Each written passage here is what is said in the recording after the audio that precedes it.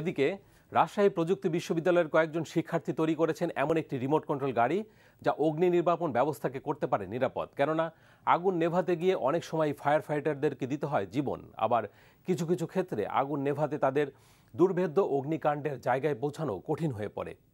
এসব সমস্যার সমাধান রাজশাহীর প্রযুক্তি শিক্ষার্থীদের তৈরি ফায়ার কপ দিতে পারবে বলে মনে করছেন তারা। রাজশাহী প্রকৌশল ও প্রযুক্তি বিশ্ববিদ্যালয়ের যন্ত্রকৌশল বিভাগের সহযোগী অধ্যাপক ডক্টর মোহাম্মদ রকুনুজ্জামানের তত্ত্বাবধানে গবেষণার অংশ হিসেবে যন্ত্রকৌশল এবং তড়িৎ ও ইলেকট্রনিক কৌশল বিভাগের চতুর্থ বর্ষের 5 শিক্ষার্থী তৈরি করেছেন ফায়ার কপ নামের এই রোবটটি। এর বৈশিষ্ট্য হচ্ছে খুব সহজেই দূর থেকে রিমোট কন্ট্রোল সিস্টেমের সাহায্যে প্রাথমিকভাবে আগুন নিয়ন্ত্রণ করা যাবে। রোবটে একটি কার্বন ডাইঅক্সাইড ফায়ার এক্সটিংগুইশার রাখা আছে, যা সাধারণ ক্লাস বি টাইপ আগুন নেভাতে সক্ষম। কোথাও আগুন লাগলে সেখানে রোবটটি পৌঁছে দিয়ে দূর থেকে নিয়ন্ত্রণ সহ রিমোট কন্ট্রোলের সাহায্যে কার্বন ডাইঅক্সাইড স্প্রে করবে এবং তাপমাত্রা নিয়ন্ত্রণ সহ আগুনের তীব্রতা কমাবে।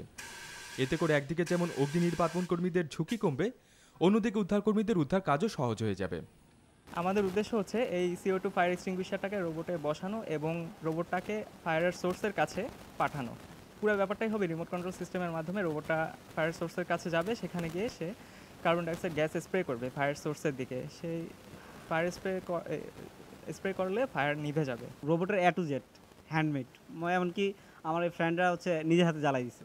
আর এখানে যে মানে রিমোট কন্ট্রোলটা পুরোটাই হ্যান্ডমেড, আমরা নিজেরাই তৈরি করছি। RF মডিউল দিয়ে কন্ট্রোল করা হচ্ছে, মাইক্রো কন্ট্রোলার ডিভাইস আছে, দুইটার মধ্যে কন্ট্রোল করা হচ্ছে। পুরোটা নিজেদের তৈরি আর কি। রোবটটির গতি ও অবস্থান নিয়ন্ত্রণের জন্য সিসি ক্যামেরা সংযুক্ত করা যাবে এবং সিঁড়ি বেয়ে যাতে উপরের দিকে উঠতে পারে এমন বিশেষ চাকা তৈরির কাজ চলছে বলেও জানান এর আবিষ্কারকরা। যখন হঠাৎ করে আগুন লাগবে, যে কেউ আপনার ওই রোবটটাকে কন্ট্রোল করে আগুনের সোর্সের কাছে নিয়ে যাবে এবং আপনার আগুনের টেম্পারেচারটাকে কমাবে, ওখানকার তাপমাত্রাটাকে কমাবে এবং আগুনটাকে কন্ট্রোল আনবে। আমরা এখন এই রোবটটাতে সিসি ক্যামেরা বসানোর চেষ্টা করতেছি। যখন কোনো উঁচু বিল্ডিং হবে আমরা স্টেয়ার যেন ক্লাইম্বিং করতে পারি, সিঁড়ি যেন বয়ে উপরে উঠতে পারি, সেই জন্য কাজ করা হচ্ছে। যন্ত্রকৌশল বিভাগের সহযোগী অধ্যাপক ডক্টর মোহাম্মদ রকুনুজ্জামান জানান, প্রকৌশল বিভাগের শিক্ষার্থীরা প্রাথমিকভাবে আগুন নিভানোর জন্য রিমোট কন্ট্রোল পদ্ধতির যে রোবটটি তৈরি করেছে সেটির আরও আধুনিকায়ন করা হলে কারো সাহায্য ছাড়াই স্বয়ংক্রিয়ভাবে রোবটটি কাজ করতে পারবে। আর বাণিজ্যিকভাবে কোনো প্রতিষ্ঠান এই রোবটটি উৎপাদন করতে চাইলে 40 থেকে 50 হাজার টাকায় রোবটের উৎপাদন সম্ভব।